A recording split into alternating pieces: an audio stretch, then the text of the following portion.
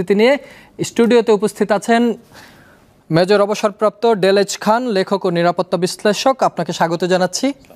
আমার সাথে আরও রয়েছেন শাকিল মাহমুদ, লেখক ও আন্তর্জাতিক সম্পর্ক বিশ্লেষক। আপনাকেও স্বাগত জানাচ্ছি।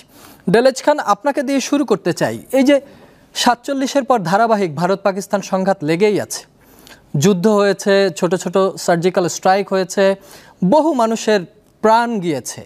সাধারণ মানুষ, সামরিক বাহিনীর লোকজন, তাদেরও পরিবার আছে। দুই রাষ্ট্র যুদ্ধ করে অর্থনীতি, সমাজনীতি, রাজনীতি সব জায়গাতেই তো বাধাগ্রস্ত হয় বা বাধা তৈরি হয়।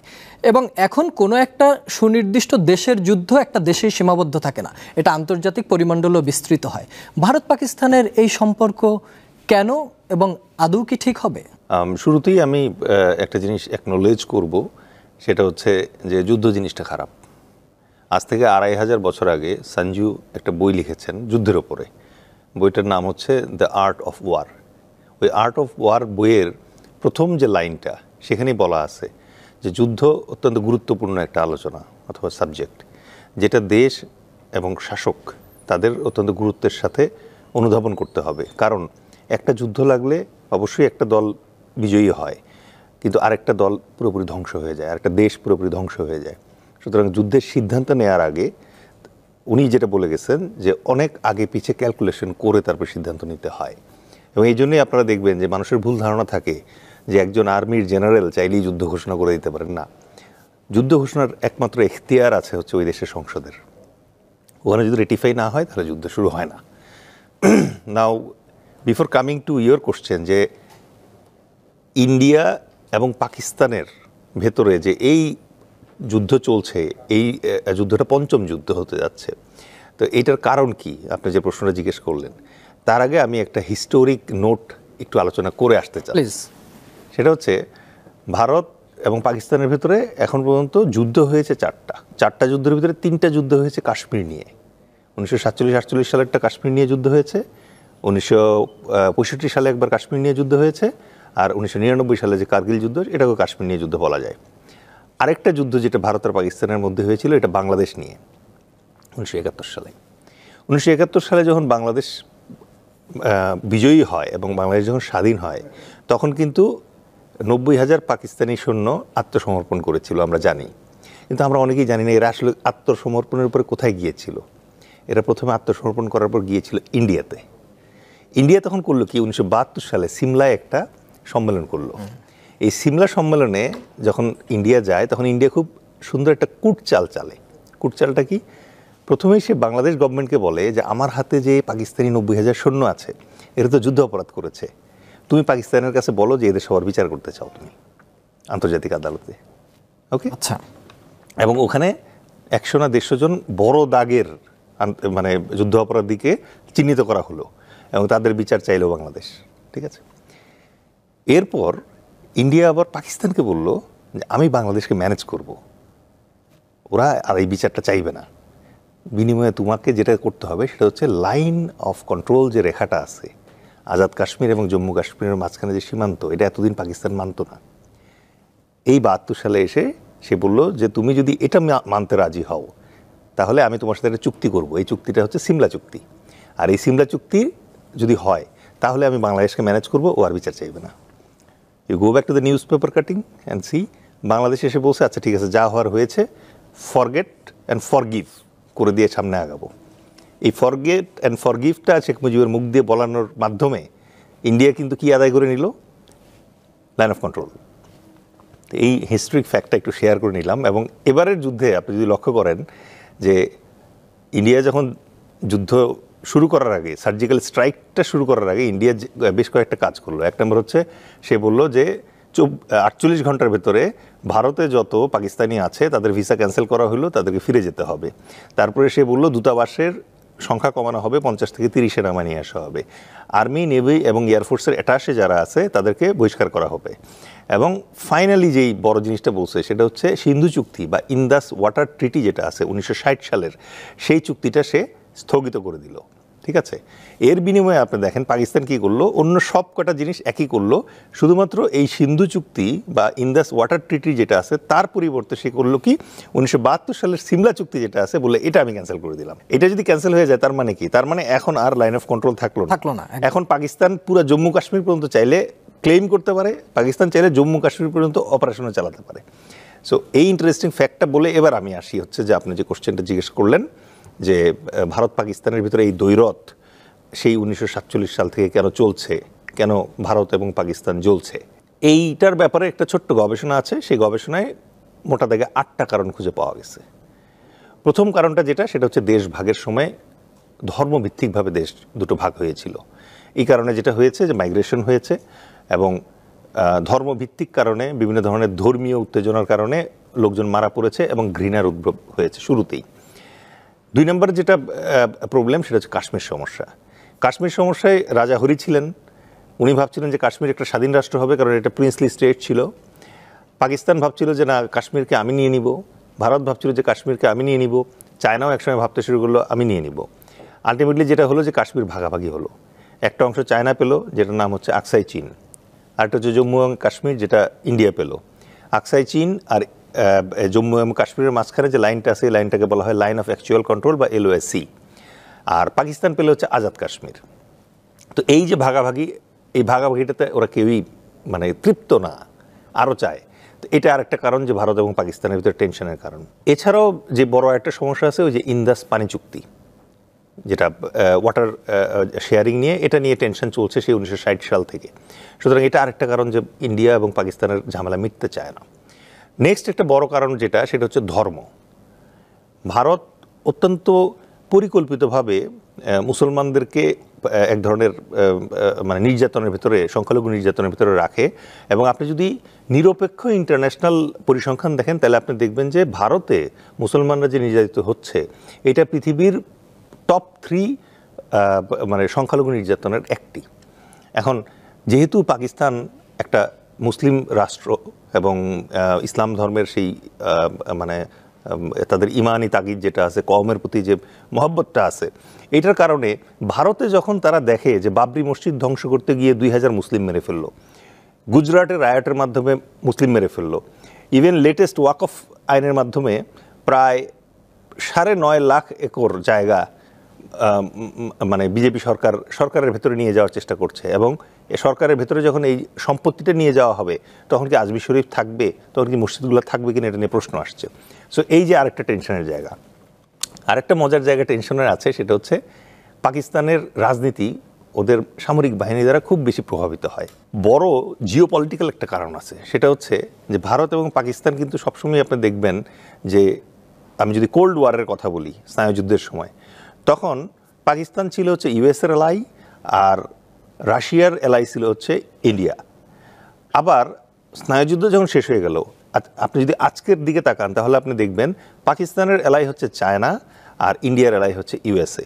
এখন যখন এই যে পোলারাইজেশনের বড় বড় অ্যাক্টর যারা আছে, তারা যখন এই দুইটা দেশের ব্যাপারে দুই দিকে ভাগ হয়ে যায়, তখন ওই দুই দেশের ভিতরে গণ্ডগোল লাগে। কারণ কি, বড় বড় যে মানে রাষ্ট্রগুলো আছে তারা তো চায় পৃথিবীর বিভিন্ন জায়গায় যুদ্ধ হোক, যুদ্ধ হলে তাদের অস্ত্র বিক্রি হয়। এই যেমন আপনি রাফাল বিমানের ব্যাপারটা দেখলেন, রাফাল বিমান ফ্রান্স বিক্রি করলো, একটা রাফাল বিমান ধ্বংস করলো চায়না।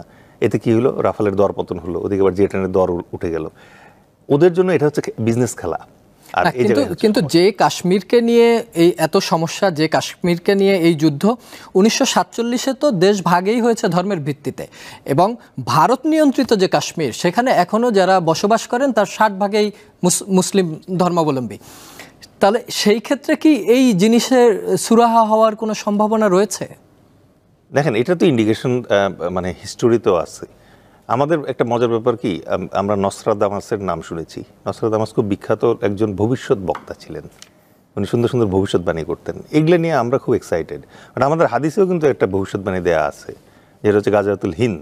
এটার ব্যাপারে বলা আছে যে এই জায়গাটাতে একটা যে কনফ্লিক্ট হবে, এবং কনফ্লিক্টের মেইন কারণ যে এই রিলিজিয়ানই হবে, এটার একটা হিন্টস কিন্তু ওখানেও দেওয়া আছে। সুতরাং আপনি যে প্রশ্ন করলেন যে ধর্মীয় যে প্রাধান্যটা ওখানে আছে, ধর্মের ভিত্তিতে যখন দেশ ভাগ হয়েছিল তখন যদি এই জিনিসটাকে অনার করা হতো, তাহলে সম্ভবত আজকে এই জিনিসটা আর দীর্ঘমেয়াদী হতো না। ডেলেজ খান, অনেক ধন্যবাদ। আপনার কাছে আবারও ফিরবো, একটু যেতে চাই শাকিল মাহমুদ, লেখক ও আন্তর্জাতিক সম্পর্ক বিশ্লেষক। শাকিল, 2016 সালে যখন উরিতে হামলা হলো তখন আসলে সামরিক ঘাঁটিতে হামলা হয়েছে এবং সেখানে 19 জন নিহত হয়েছিল। আবার পুলওয়ামায় যখন হামলা হলো সেখানেও আধা সামরিক বাহিনীর 40 জন নিহত হয়েছে। কিন্তু এবারের যে হামলা, এই হামলার পুরোটাই একটু ভিন্ন রকমের। সামরিক বাহিনীকে না, একদমই সাধারণ জনগণ বা যারা ট্যুরিস্ট ঘুরতে গিয়েছিল তাদেরকে বেছে বেছে হত্যা করা হয়েছে। এই হত্যাকাণ্ডর কি পেছনে অন্য কোনো পরিকল্পনা, অন্য কিছু আছে বলে আপনি মনে করেন? আর একটা আপনাকে মানে হিন্টস দিয়ে রাখি, সেটা হচ্ছে কাশ্মীরে কিন্তু খুব শীঘ্রই সামনে নির্বাচনের বিষয় রয়েছে এবং ভারত বিজেপি যে সরকার, তারাও তো অনেকটা চরমপন্থী ধর্মীয় গোষ্ঠী হিসেবেই রাষ্ট্র পরিচালনা করছে। আসলে এর ভেতরে কোনো মিল বন্ধন খুঁজে পান কিনা? ধন্যবাদ আপনাকে। একটি বিষয় হচ্ছে, যখন কাশ্মীর ইস্যুটা আমরা এতক্ষণ ধরে যেটা দেখলাম, যে কাশ্মীর দশকের পর দশক ধরে একটি অমীমাংসিত ইস্যু, এবং আমি 15 বছর ধরে যখন আন্তর্জাতিক নিউজ নিয়ে কাজ করতে করতে আমার কাছে এই একটা ইস্যু নিয়েই, যখন আমরা সংবাদ মাধ্যমে কাজ করতাম, যে আমাদের নিউজ রুমে একটা কনফ্লিক্ট হতো যে আমরা কাকে স্বাধীনতার কামি বলবো, কাকে জঙ্গি বলবো, কিংবা কাকে আমরা মডারেট মুসলিম বলবো। এরকম 3টা ওয়ার্ড নিয়ে আমাদের অনেক সময় নিউজ রুমে কনফ্লিক্ট শুরু হয়ে যেত। তো এখন এই বিষয়টা যদি আমার বুঝতে হয়, যেমন ইন্টারন্যাশনাল নিউজে আমরা যেটা হয় প্রায় কনস্পিরেসি থিওরি নিয়ে আমরা খুব আলোচনা করি, যে এটা হলে এটা কেন, এটা হলে এটা কেন। তো আমার কাছে যেটা হয়, যে আমরা অনেকেই কাশ্মীর বেড়াতে যাই।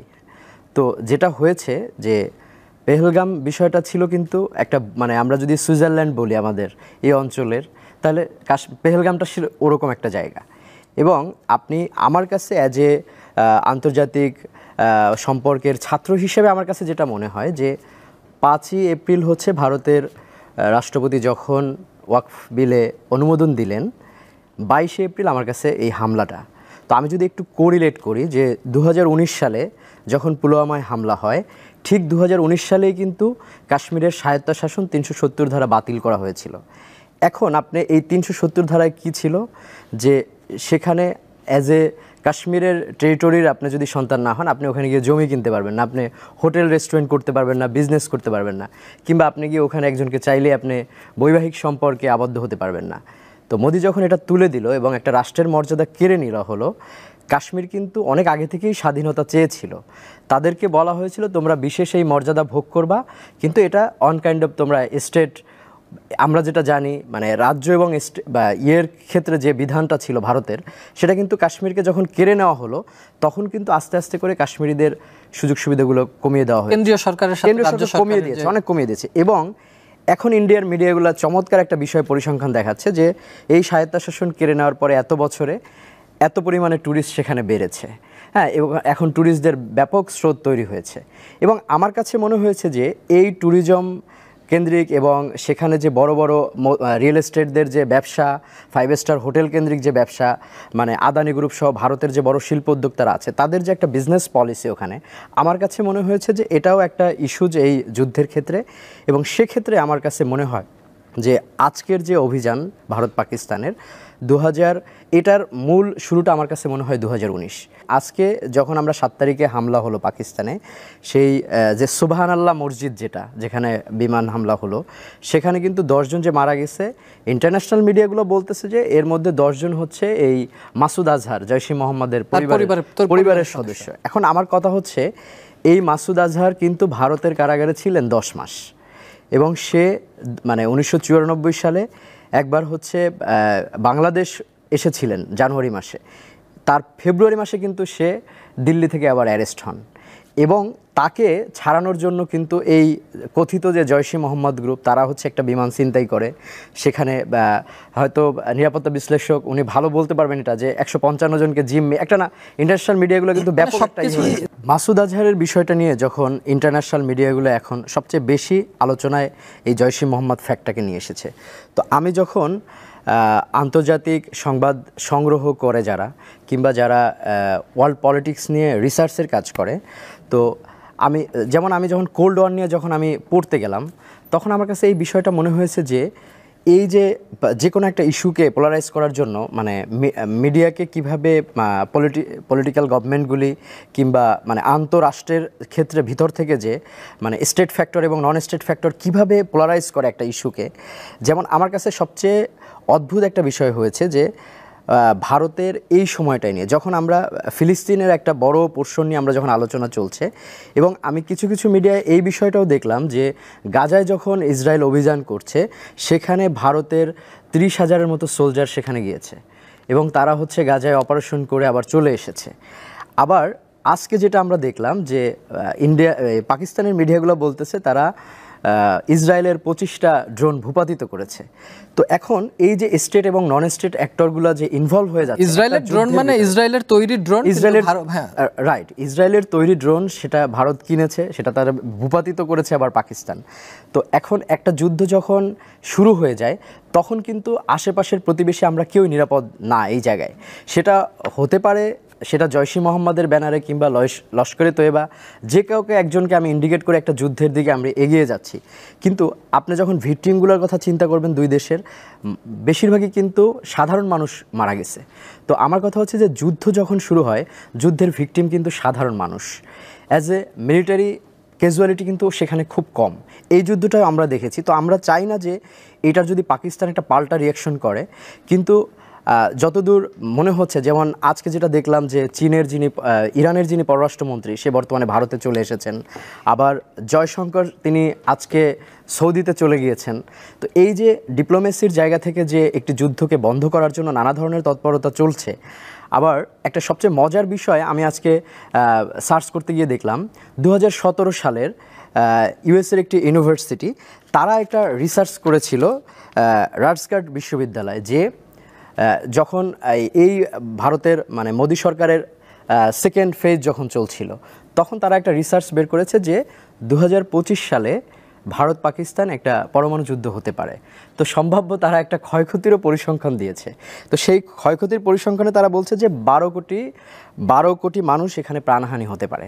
তো এখন আমরা যদি একটু পিছন ফিরে তাকাই যে ভারত এবং পাকিস্তানের যে এই ওয়ারহেডের যে তারা যে পরীক্ষাগুলো চালিয়েছে, তো সেটা হচ্ছে যে 98 সালে কিন্তু দুই দেশ পরমাণু সক্ষম হলো। এত বছর কিন্তু তারা মাঝে মাঝে কিছু ছোট ছোট যে অস্ত্রগুলোর পরীক্ষা আমরা প্রায় দেখতেছি, হ্যাঁ, কিন্তু এবং ভারতের কাছে 172 এবং পাকিস্তানের কাছে 170টি পারমাণবিক ওয়ারহেড বলে ধারণা করা হয়। কিন্তু আলটিমেটলি যদি মানে এই প্রেক্ষাপটে যদি ধরেন একটি পরমাণু যুদ্ধের ক্ষেত্রে আপনারা এখন চিন্তা করেন, এখন যদি একটা পরমাণু যুদ্ধ হয় সেক্ষেত্রে আমি প্রতিবেশী বাংলাদেশ কিংবা আমি প্রতিবেশী মিয়ানমার, আমি প্রতিবেশী নেপাল, শ্রীলঙ্কা, আমরা কিন্তু কেউ নিরাপদ না। নেপাল এবং শ্রীলঙ্কা তারা কিন্তু অভ্যন্তরীণলি তারা পলিটিক্যালি একটা ডিএস্টাবলিশডের ভিতর দিয়ে আছে। সর্বাত্মক যুদ্ধ হলে আমরা বাংলাদেশ বা সার্কভুক্ত যে দেশগুলো আছে আমরা হয়তো প্রত্যেকেই ভুক্তভোগী হব। এই বিষয় নিয়ে আমরা আবারও আপনার কাছে ফিরবো, কিন্তু একটু ডেলেজ খানের কাছে যেতে চাই। ডেলেজ খান, আপনি তো সামরিক বাহিনীতে ছিলেন। কাশ্মীরে যে ধরনের নিরাপত্তা ব্যবস্থা এবং ভারতীয় কেন্দ্রীয় বাহিনী কাশ্মীরে যেভাবে কাজ করে, একটা গোষ্ঠী এসে হামলা করে 25 জনকে মেরে এই নিরাপত্তা ব্যবস্থার মধ্য দিয়ে বের হয়ে যাওয়া সম্ভব? এবং সেইখানে ভারতীয় কেন্দ্রীয় নিরাপত্তা বাহিনী থাকার পরে এবং যার কিছুক্ষণ পরেই থানায় গিয়ে আবার সেটা নিয়ে মামলা হলো, কোনো তদন্ত হলো না, ভারতীয় বাহিনী থেকে বিবৃতি দেয়া হলো, ভারতের যারা রাষ্ট্র চালাচ্ছেন তারা বিবৃতি দিলেন। আপনার কাছে কি এটা অসামঞ্জস্য মনে হয় কিনা? আর সেনাবাহিনী অন ডিউটি থাকা অবস্থায় এত বড় একটা ক্রাইম হওয়ার পর আসলে সেনাবাহিনীর রেসপন্স করতে কতটুকু সময় লাগে? ধন্যবাদ। অন্য একটা ঘটনা দিয়ে বলি। 1914 সালের জুন মাসের 28 তারিখ অস্ট্রো হাঙ্গেরিয়ান এম্পায়ারের ভবিষ্যৎ রাজপুত্র যে রাজা হবে তার নাম ছিল হচ্ছে আর্চ ডিউক ফ্রাঞ্জ ফার্দিনান্দ। উনি তার স্ত্রী সোফিকে নিয়ে বেড়াতে গেছিলেন হচ্ছে বসনিয়ায়। বসনিয়াতে যখন বেড়াতে গেলেন তখন ওই রাষ্ট্রীয় সফরের সময় উনি যেহেতু বসনিয়ার মানে রাজা ছিলেন, মানে পদাধিকার বলে আর কি, সো উনি ওই জায়গাটা দেখতে গিয়ে যখন ওখানে রাষ্ট্রীয় সফরের একটা পর্যায়ে তাদেরকে নিয়ে, ফার্দিনান্দকে নিয়ে এবং তার ওয়াইফ সোফিকে নিয়ে যে গাড়িটা যাচ্ছিল, এই গাড়িটার ড্রাইভার ভুল করে একটা জায়গায় রং টার্ন নিয়ে ফেলে। এখন ব্ল্যাক হ্যান্ড নামে তখন একটা মানে ন্যাশনালিস্ট গ্রুপ ছিল, তারা পরিকল্পনা করছিল যে এই সফরের সময় ফার্দিনান্দকে মেরে ফেলবে। আচ্ছা, কিন্তু মোটর শোভাযাত্রা এমনভাবে যাচ্ছিল যে তারা হতাশ হয়ে গেছিল। কিন্তু ওই ড্রাইভারের ভুলের কারণে হঠাৎ করে সামনে একজন আতাতই, তার নাম হচ্ছে গ্যাব্রিও প্রিন্সিপ, আচ্ছা, সে দেখে যে তার সামনে গাড়ি চলে আসছে হঠাৎ করে, এবং পরপর 5টা গুলি করে সে ওখানে, ঠিক আছে, করে ও ধরা পড়ে সাথে সাথে। বাট ওই প্রিন্স কিন্তু মারা গেলেন ওখানে, আর্চডিউক ফ্রান্স ফার্দিনান্দ মারা গেলেন। এবং এই ঘটনার পরে প্রথম বিশ্বযুদ্ধ শুরু হলো। এখন আপনি বলতে পারেন যে এই যে ড্রাইভার যে ভুল করে টার্ন নিল, এটার জন্য কি যুদ্ধ লাগলো? অথবা একজন প্রিন্স মারা গেল, শুধু কি এই কারণে যুদ্ধ লাগলো? তা না, প্রত্যেকটা যুদ্ধের একটা ইমিডিয়েট কারণ থাকে যেটা স্পার্ক করে, আর আরেকটা থাকে হচ্ছে প্রকৃত প্রেক্ষাপট, যার কারণে যুদ্ধটা আস্তে আস্তে তাতায় ওঠে। ভারত পাকিস্তান প্রসঙ্গে যদি আমি আসি, এখানে প্রথম বিশ্বযুদ্ধের ক্ষেত্রে প্রিন্সিপের এই হত্যাটা যেমন একটা ইমিডিয়েট কারণ, এর কারণে দুই পক্ষ আলাদা হয়ে গেল এবং বিশ্বযুদ্ধ শুরু হলো। দ্বিতীয় বিশ্বযুদ্ধের ক্ষেত্রে কিন্তু ঘটনা অন্যরকম ছিল। দ্বিতীয় বিশ্বযুদ্ধের সময় হিটলার একটা পরিকল্পনা করলেন কি, অস্ট্রিয়ান একটা রেডিও স্টেশন, জার্মান একটা রেডিও স্টেশনে, ওই অস্ট্রিয়ার সাথে সীমান্ত বরাবর, ওই জায়গায় নিজেদের কিছু সৈনিকের শরীরে অস্ট্রিয়ান আর্মির ইউনিফর্ম পরালেন, পরিয়ে ওই রেডিও স্টেশনে হামলা করলেন। হামলা করার পরে রেডিওতে এসে বললো যে অস্ট্রিয়ার সাথে যুদ্ধ করা ছাড়া আমার আর কোনো উপায় নাই, কারণ ওরা আমার রেডিও স্টেশনে অ্যাটাক করছে। এটাকে সামরিক পরিভাষায় বলে ফলস ফ্ল্যাগ অপারেশন। আপনি যে জায়গায় হিন্ট করলেন এই ভারত পাকিস্তান প্রেক্ষাপটের ক্ষেত্রে, কনস্পিরেসি থিওরিস্ট যারা আছে তারা কিন্তু এই ব্যাপারটাতে বারবার হিন্ডার করছে। কেন হিন্ডার করছে? ভারত এবং পাকিস্তানের মাঝখানে যুদ্ধাবস্থার 8টি কারণ আমি অলরেডি বলেছি। এছাড়াও ইমিডিয়েটলি ভারতের জন্য কিছু প্রেক্ষাপট ছিল যেখানে তার একটা যুদ্ধ দরকার ছিল, ভারতের একটা যুদ্ধ দরকার ছিল। কেন দরকার ছিল? কারণ তারা ওয়াকফ আইন নিয়ে পুরা দেশে ব্যাপক সমালোচনায় পড়ে গেছে এবং পুরা বিশ্ব ভারতকে এই ব্যাপারে সমালোচনা করতে শুরু করেছে। This is point number 1। Point number 2, কানাডাতে নির্যাতন, হত্যা, শিখ ইউএসএতে হত্যার প্রচেষ্টা, এই জাতীয় কিছু ফেইল্ড অপারেশন এবং বিতর্কিত অপারেশনের কারণে বিশ্বব্যাপী ভারতের কিন্তু সমর্থন কমে গেছে, অনেকটা প্রভাব কমে গেছে। মালদ্বীপের মৈজু যে চপেটাঘাত করেছে, তারপরে তাদের জন্য কিন্তু মোদির জন্য স্পেশালি এটা লজ্জাস্কর একটা ব্যাপার হয়ে গেছে। এবং এইবার সে যে ক্ষমতায় এসেছে কোনো রকমের জোড়াতালি দিয়ে, তার ফলে তার জনপ্রিয়তা প্রায় তলানিতে। সেপ্টেম্বর মাসে তার আবার 75 বছর বয়স হয়ে যাবে। সো বিজেপির তার নিজের বানানো নিয়মে সে নিজে ফেসে গেছে। এখন 75-এ তাকে রিটায়ারমেন্টে যাইতে হবে। এখন মোদি যদি চলে যায়, গদি সামলাবে কে?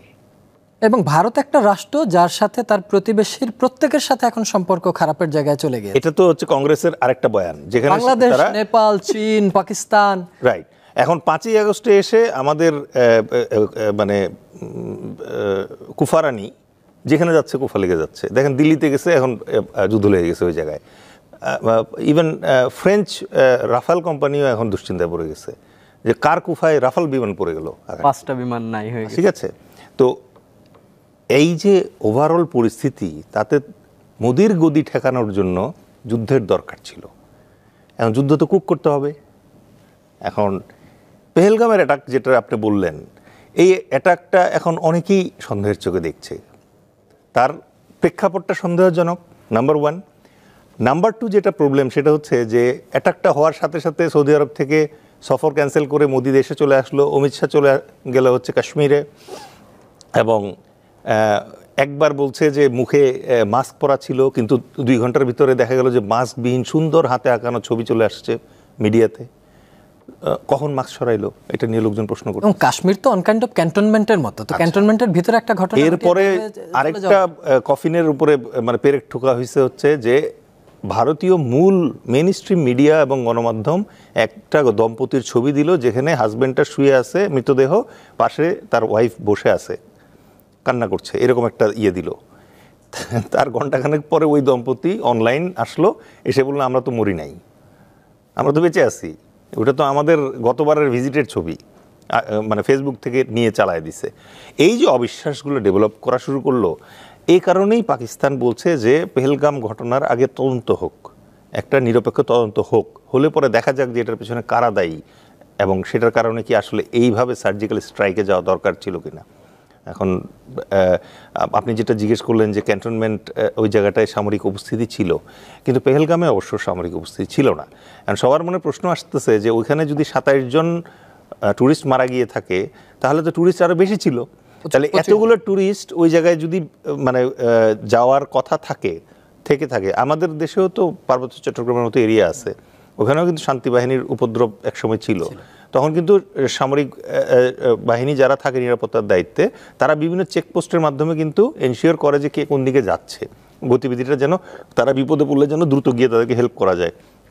পেহেলগামে ওই দিন স্পেসিফিক্যালি কেন কোনো মিলিটারি পেট্রোল অথবা প্রোটেকশন ছিল না, এটাও তদন্তের বিষয়। ভুল হতেই পারে, মানে মিলিটারির অনেক যন্ত্রণা আসলে বাইরের লোকজন বোঝে না। সেটা হচ্ছে তাদের কিন্তু ওই হাতে গোনা কিছু ফোর্সকে খুব পরিকল্পনা করে বিভিন্ন জায়গায় প্রায়োরিটিতে সেট করতে হয়। পেহেলগাম কেন ছিল না প্রায়োরিটিতে, দ্যাট ইজ এ কোশ্চেন। এখন ধরেন পরিকল্পিত হোক আর অপরিকল্পিত হোক, যুদ্ধ বেঁধে গেছে, ভারত হামলা করেছে, অলরেডি 5টা বিমান ভূপাতিত হয়েছে বলে পাকিস্তান সেনাবাহিনী দাবি করেছে। আজকে ইসরায়েল নির্মিত 25টি ড্রোন ভূপাতিত করার কথা বলেছে পাকিস্তান। ওইদিকে ভারত বলেছে যে তারা লাহোরের একটি রেডার ব্যবস্থাপনাকে ধ্বংস করে দিয়েছে বা অকেজো করে দিয়েছে। এখন এই হামলা যদি কন্টিনিউ চলতে থাকে, সেই ক্ষেত্রে এই যুদ্ধ কতটুকু গড়াতে পারে বলে আপনি মনে করেন?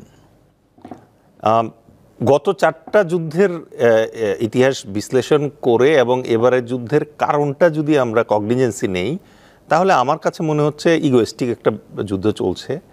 এবং আপনি যদি খুব গভীরভাবে অনুধাবন করার চেষ্টা করেন, আমি যদি আপনাকেই জিজ্ঞেস করি যে ভারত আসলে কি চাচ্ছে, এই যুদ্ধের মাধ্যমে কি চাচ্ছে, পাকিস্তান দখল করে নিবে? এটা তো পারবে না। সে তো কাশ্মীরের যে আজাদ কাশ্মীরের অংশ আছে ওটাও দখল করে নিতে পারবে না।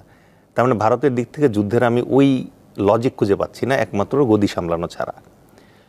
পাকিস্তান ডিফেন্ড করার চেষ্টা করছে, কারণ পাকিস্তান ভারতের এই দুর্বলতাটা টের পেয়ে গেছে এবং সে কিন্তু শুরু থেকেই বিশ্বের সবার কাছে বারবার বলতেছে এই ঘটনার ইনভেস্টিগেশন করেন, এবং এই কারণে পাকিস্তান ফার্স্ট স্ট্রাইক করে নাই।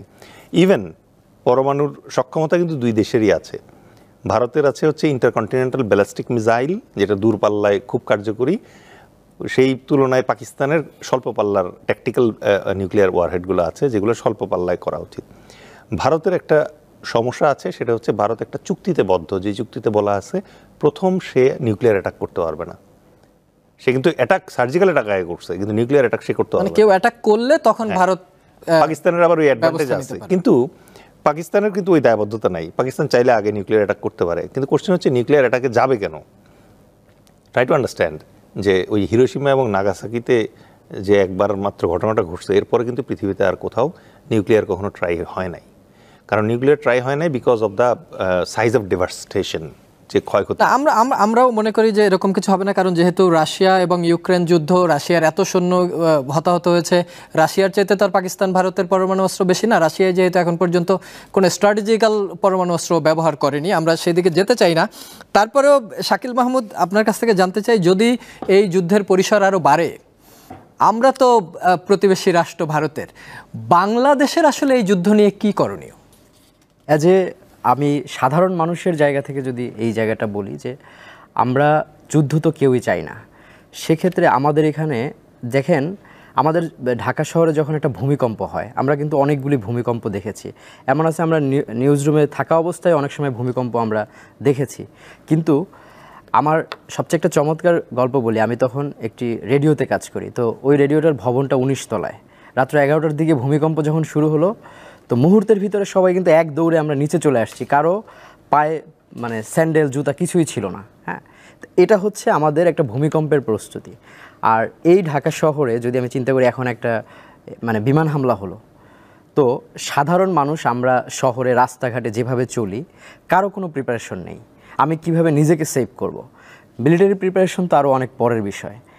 এখন ধরেন আমরা ফিলিস্তিনে যেটা হয়, ফিলিস্তিনে যখন গাজায় অ্যাটাক করে, ওরা প্রতিবার অ্যাটাক করার পরে কিন্তু সাইরেন বাজায়, উপর থেকে বিমান থেকে তারা লিফলেট ছুড়ে বলে যে তোমরা 24 ঘন্টা 72 ঘন্টার ভিতরে সরে যাও, আমরা এখনই এখানে একটা অ্যাটাক করবো, মানে আমরা এয়ার স্ট্রাইকে যাব।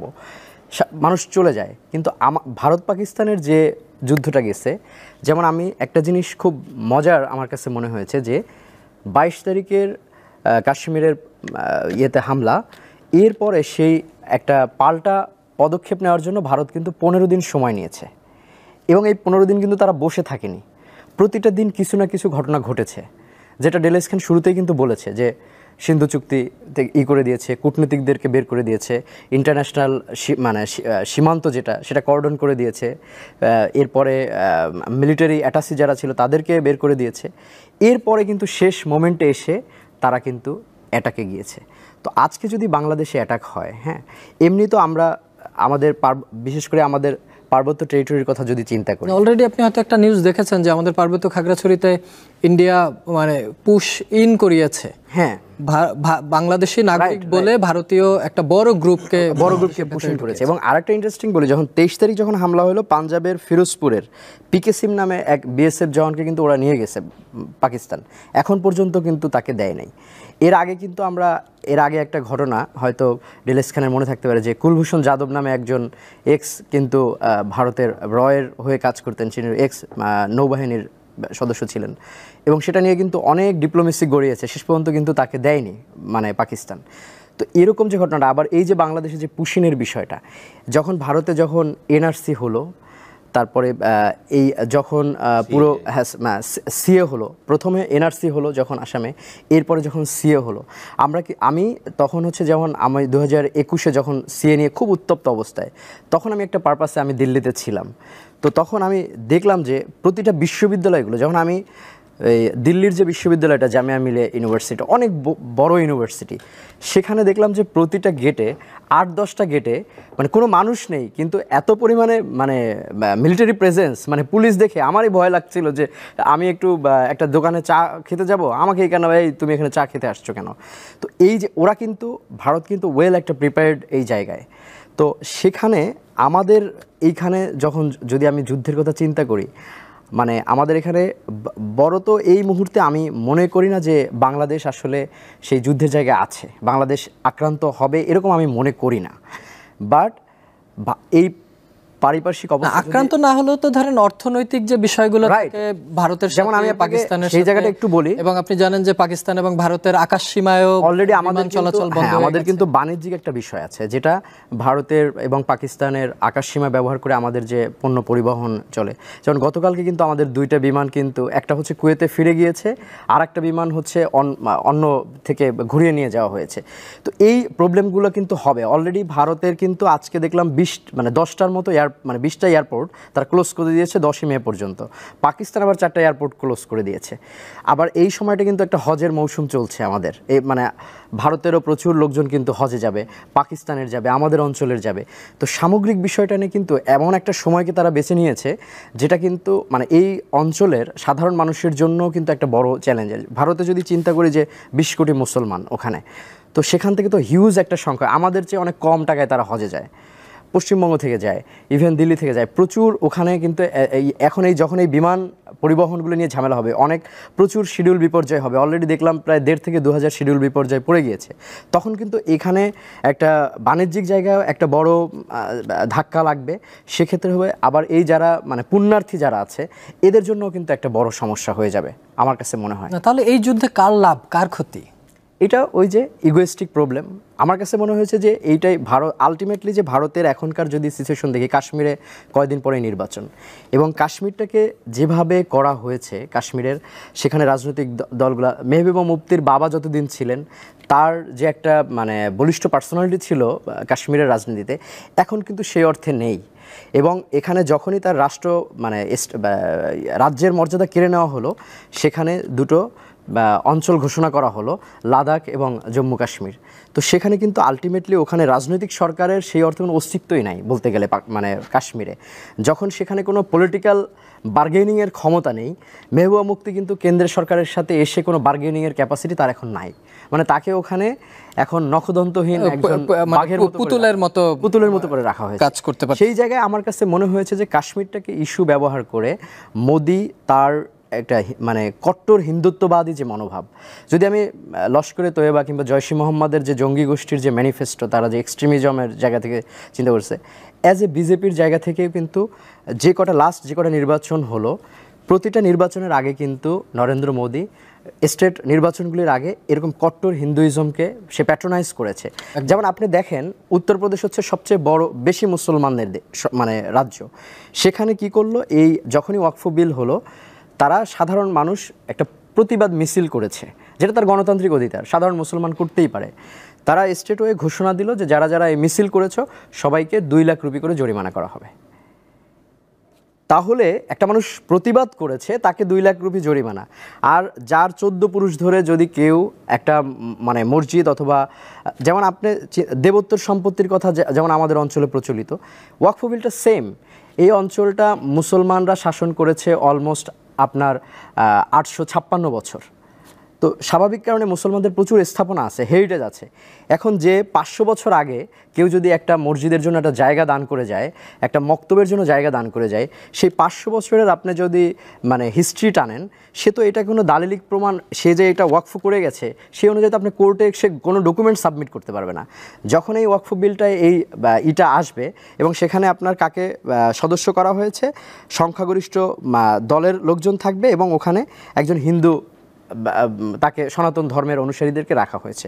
এবং এটা নিয়ে যে কনফ্লিক্টটা তৈরি হবে ভারত জুড়ে, এবং এই সামগ্রিক বিষয়টাকে আমার কাছে মনে হয়েছে ধামাচাপা দেওয়ার জন্য, জাস্ট মানে আইওয়াশ করার জন্য এই কাশ্মীর ইস্যুটাকে ভারতের কেন্দ্রীয় সরকার একটা পিক করা ইস্যু আমার কাছে মনে হয়েছে। শাকিল মাহমুদ, অনেক ধন্যবাদ। ডেলেজ খান, আপনার কাছে একটু ফিরতে চাই। বাংলাদেশের যে করণীয় সেই জায়গাটাতে প্রধান উপদেষ্টা কিছুদিন গত সপ্তাহেই তিনি বিমান বাহিনীর একটি প্রোগ্রামে বলেছেন যে আমাদেরও প্রস্তুতি নিতে হবে এবং প্রস্তুতি নিলে ফুল প্রস্তুতি নিতে হবে। এই বিষয়টা যদি একটু ব্যাখ্যা করেন, ফুল প্রস্তুতি বলতে আসলে আমরা কি বুঝি? ধন্যবাদ। আমাদের মাননীয় প্রধান উপদেষ্টা নিঃসন্দেহে একজন গ্লোবাল অ্যাসেট।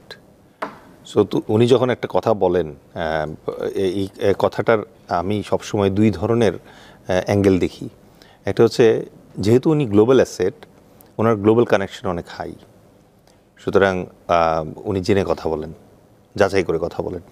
আর দ্বিতীয়টা হচ্ছে যে রাইট নাও যেহেতু উনি হেড অফ দ্য স্টেট, তার মানে মিলিটারি ইন্টেলিজেন্স বলি অথবা অন্যান্য ইন্টেলিজেন্স যেগুলো আমাদের আছে, এই ইন্টেলিজেন্সগুলোর ফিডব্যাক কিন্তু উনি পান, ওনার পরামর্শক আছে, উপদেষ্টা আছে। সুতরাং এই দুইটার কম্বিনেশনের প্রেক্ষিতে যদি উনি এই কথা বলে থাকেন যে আমাদের পাশের দেশে যুদ্ধ লেগেছে এবং আমাদের এখন প্রস্তুতি নেওয়া দরকার, তার মানে হি মিনস ইট। উনি এটা বুঝে শুনেই বলছেন। এখন আপনার পাশের ফ্ল্যাটে যখন আগুন লাগে, তখন যদি আপনি ভাবেন যে না আগুনটা তো পাশের ফ্ল্যাটে লাগছে, এই আগুন যে আপনার এখানে আসবে না তার তো নিশ্চয়তা নাই। সুতরাং এই প্রিকশনটা নিতে হয়। দ্বিতীয়ত যে ব্যাপারটা সেটা হচ্ছে যে খুব গুরুত্বপূর্ণ একটা অংশ উনি বলেছেন, সেটা হচ্ছে প্রস্তুতি যদি নিতে হয় তাহলে আধা আধি প্রস্তুতি নিয়ে লাভ নাই। প্রস্তুতি নিতে হবে পূর্ণাঙ্গ প্রস্তুতি, যেন আমাদের জয় সবসময় সুনিশ্চিত থাকে। এখন সমস্যা হয়ে গেছে যে এটা ইন্টারপ্রিটেশনটা কী হচ্ছে। কিছু জায়গায় আমরা পাবলিক পারসেপশনে ভুল যাই। যখন মাননীয় প্রধান উপদেষ্টা বলছেন যে পূর্ণাঙ্গ যুদ্ধের প্রস্তুতি নিতে হবে, আমাদেরকে প্রস্তুত থাকতে হবে, এর মানে কি শুধুই একহালি রাফাল কেনা অথবা 1 ডজন সাবমেরিন কেনা? যুদ্ধের প্রস্তুতি বলতে কি শুধুই বোঝায় সামরিক প্রস্তুতি? তা তো না। চার্চিল যখন জার্মান অ্যাটাকের পর লন্ডনে যখন জার্মান অ্যাটাক হলো ওই এয়ারক্রাফট দিয়ে, তারপর চার্চিল যখন বললেন যে না, জাতি হিসেবে আমরা ব্রিটিশ আছি, আমরা মাথা নোয়াবো না, আমাদেরকে সর্বাত্মক যুদ্ধের প্রস্তুতি নিতে হবে, তখন ব্রিটিশ জনগণ যেভাবে প্রতিক্রিয়া দেখিয়েছিল, that can be an example. শুধু ব্রিটিশ আর্মি অথবা রয়্যাল এয়ারফোর্স অথবা রয়্যাল নেভি প্রিপারেশন নেয় নাই, ব্রিটিশ জনগণ প্রিপারেশন নিয়েছিল। তারা সাইরেন এর ব্যবস্থা করেছে, তারা শেল্টারের ব্যবস্থা করেছে, তারা প্রত্যেকটা ক্ষেত্রে পরিকল্পনা করেছে যে যদি বোমাবর্ষণ হয় অথবা আক্রান্ত হলে পরে তারা কি করবে। ঠিক আছে, এই পাবলিক প্রিপারেশন যেটা আছে, এইটা আমার কাছে মিসিং মনে হচ্ছে। মানে ইফ মাননীয় প্রধান উপদেষ্টা মিন করে থাকেন যে আমাদের পূর্ণাঙ্গ প্রস্তুতি নিতে হবে, তাহলে ওনার কথাটা সম্ভবত নিচে যারা আছেন তারা বোঝেন নাই। যদি বুঝে থাকতেন তাহলে আমার মনে হয় বেশ কিছু পদক্ষেপ দেখতে পেতাম।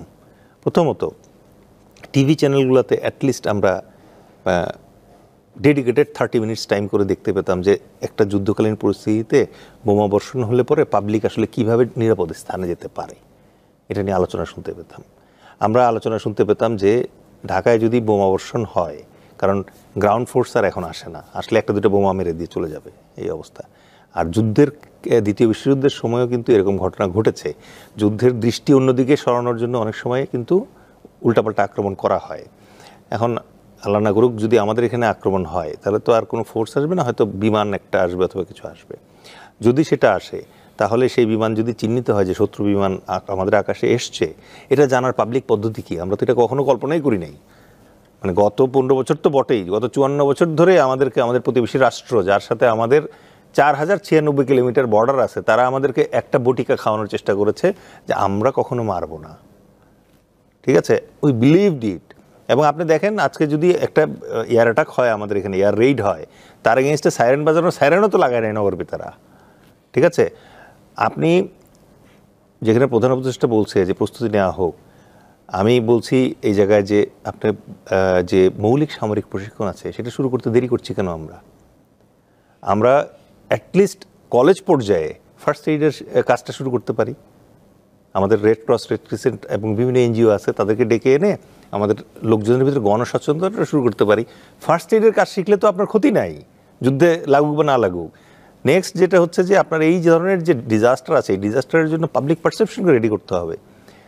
এখন আমরা যদি ওই আশায় থাকি যে আমরা আক্রান্ত হওয়ার পরে আমাদের এখান থেকে আমাদের সেনাবাহিনী যুদ্ধ করবে, no sorry, Bangladesh is a small state. তার মানে আমাদের সামরিক এবং বেসামরিক এই দুইটা মিলেই ন্যূনতম জ্ঞান থাকা, যে যুদ্ধের প্রস্তুতি বা অন্য কোথাও যুদ্ধ হলে, পার্শ্ববর্তী দেশ যুদ্ধে জড়ালে আমাদের করণীয় কি, ন্যূনতম যে প্রস্তুতির বিষয়গুলো, এগুলো পাবলিক এবং সামরিক দুই জায়গাতেই কনসেপশনটা মানে ক্লিয়ার থাকা উচিত। এটা কেন ক্লিয়ার নাই? তার মূল কারণ হচ্ছে আমাদের নিরাপত্তা পলিসি নেই। আমাদের নিরাপত্তা স্ট্র্যাটেজি এবং পলিসি যদি থাকতো তাহলে আপনি এতদিনে একজন সিভিলিয়ান হিসেবেও আপনি ন্যূনতম এইটুক জানতেন যে আমাদের এই ধরনের আক্রমণ হওয়ার সম্ভাবনা আছে এবং এই ধরনের আক্রমণ হলে আমার পরিবারটাকে আমি এইভাবে বাঁচাতে হবে। সো যেই কথাটা বলে আমি এই জায়গায় কনক্লুড করব সেটা হচ্ছে যে আমাদের মতো রাষ্ট্র যেগুলো, এগুলোকে বলে স্মল স্টেট বা ছোট রাষ্ট্র, ছোট রাষ্ট্রের যুদ্ধ কখনো আর্মি একা করে না। 1971 সালে মুক্তিযোদ্ধাদের Z force, S force, K force ছিল, কিন্তু ওরাই শুধুমাত্র যুদ্ধে বিজয় নিয়ে আসছে তা না, আপামর জনসাধারণ জয়েন করে এই যুদ্ধে। যেমন ইসরায়েলের ক্ষেত্রে যেটা হচ্ছে, ইসরায়েলের কিন্তু সবাই কম্পালসারি করে।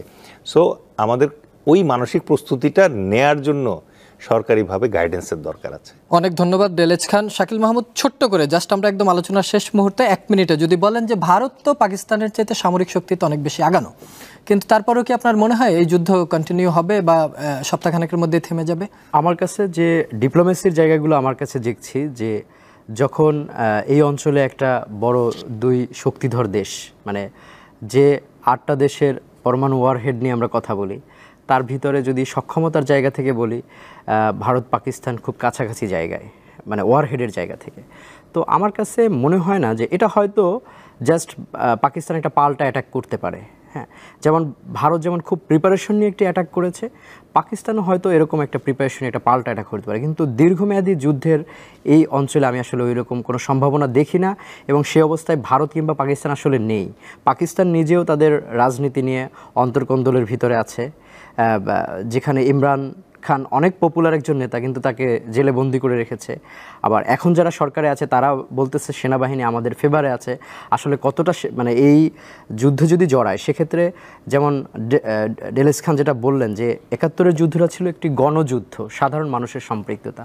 তো পাকিস্তানের সাধারণ জনগণ এই মুহূর্তে ভারতের সাথে, কারণ তারা অর্থনৈতিকভাবে খুব ভালো অবস্থায় নেই পাকিস্তান, তো তারা আসলে যুদ্ধে জড়ানোর মতো সক্ষমতায়ও নেই আমার কাছে। যেটা তার মানে যুদ্ধ কন্টিনিউ হবে না, আপনি এটাই ধরে নিচ্ছেন, ইগোয়েটিক পাল্টাপাল্টি যেটুকু হামলা হয়। ডেলেজ খান, আপনিও কি তাই মনে করছেন? যেহেতু ভারতের চাইতে পাকিস্তানের চাইতে ভারতের সামরিক শক্তি তো অনেক আগানো, কিন্তু পাকিস্তানের কি কোনো স্ট্র্যাটেজিক্যাল কোনো পয়েন্ট আছে যে পয়েন্টে ভারতের চাইতে পাকিস্তান এগিয়ে থাকে? আমি বলছি এই কারণে যে হামলা হওয়ার 25 মিনিটের একটা হামলা, এবং সেইখানে পাকিস্তান জবাব দিয়েছে এবং তারা দাবি করছে যে 5টি জঙ্গি বিমান তারা ভূপাতিত করেছে, যার মধ্যে রাফাল রয়েছে। ধন্যবাদ। ছোট্ট করে অনেক বড় প্রশ্ন করছেন, কিন্তু ছোট্ট আনসারে দেওয়া খুব ডিফিকাল্ট। আমি বাকি স্ট্যাটিস্টিক্সে যাব না। আমি সংক্ষেপে যেটা বলতে চাই সেটা হচ্ছে আজকে যুদ্ধের 2য় দিন, এবং এই অবস্থায় আসলে প্রেডিক্ট করা খুব ডিফিকাল্ট। This number 1। নাম্বার 2 হচ্ছে যুদ্ধ প্রলংড হবে কিনা তার কিছু ফ্যাক্টর এবং কনসিডারেশনের উপর ডিপেন্ড করছে। যেমন আমি আপনাকে বলি, সেটা হচ্ছে পাকিস্তান যদি চিন্তা করে যে কাশ্মীরের যে এরিয়াটা আছে ওই জায়গায় এক্সপান্ড করবে, কারণ এখন আর সিমলা চুক্তি নাই, সুতরাং সে এক্সপানশনে যদি যেতে চায়, আর এই জায়গায় চীন যদি আগ্রহ দেখায়, তাহলে যুদ্ধ লম্বা হবে ন্যাচারালি। একদমই। আর দ্বিতীয়ত যুদ্ধ আরও লম্বা হতে পারে যদি ইন্ডিয়া এই মুহূর্তে তার ফেস সেভের জন্য এবং দেশের যে মানে গণসমর্থনটা সরকারের প্রতি দরকার, ওইটা যদি ফিল করে যে না এখনও বাকি আছে, তাহলে ইন্ডিয়া আবার চেষ্টা করবে আরেকটু এসকেলেট করার জন্য এই জায়গায়। সো এই এসকেলেশনের যে পয়েন্টগুলো আছে, এই পয়েন্টগুলোর প্রত্যেকটা পয়েন্টের ভিতরে আপনি দেখবেন ইয়েস অর নোর কারণে জিনিসপত্র চেঞ্জ হতে শুরু করছে। এবং ফাইনালি আমি যেটা বলবো যে ইন্টারন্যাশনাল যে সুপার পাওয়ার্স আছে তাদের ইনভলভমেন্ট যদি পজিটিভ হয়, যে তারা যদি চায় যে এই যুদ্ধ খুব দ্রুত শেষ হয়ে যাক, তাহলে আপনি দেখবেন কালকে কাতার অথবা ইউএইতে ছোট্ট একটা মানে ব্যাকডোর নেগোসিয়েশন হবে, যেখানে ভারতীয় এবং পাকিস্তানি কূটনীতিবিদরা একত্রে বসবে এবং যুদ্ধ আস্তে আস্তে প্রশমিত হয়ে যাবে। অনেক ধন্যবাদ মেজর অবসরপ্রাপ্ত ডেলেজ খান, লেখক ও নিরাপত্তা বিশ্লেষক, এবং ধন্যবাদ শাকিল মাহমুদ, লেখক ও আন্তর্জাতিক সম্পর্ক বিশ্লেষক। দর্শক, এই ছিল আজকের দেশ ভাবনা, এই মুহূর্তের বাংলাদেশ। আমরা আলোচনা করছিলাম ভারত এবং পাকিস্তান যুদ্ধ নিয়ে। ভারতের স্ট্রাইকের পরে পাকিস্তানের পার্লামেন্টও পাকিস্তানের সেনাবাহিনীকে জবাব দেওয়ার জন্য অনুমতি দিয়েছে। তারপরেও আমরা বলবো এই যুদ্ধ যেন আর প্রলম্বিত না হয়, সমস্ত বন্দুকের নলগুলো নেমে যাবে, সেখানে শান্তির পায়রা উঠবে, সাধারণ মানুষের জান বা রক্ত ঝরবে না, এই প্রত্যাশা রেখে শেষ করছি আজকের দেশ ভাবনা।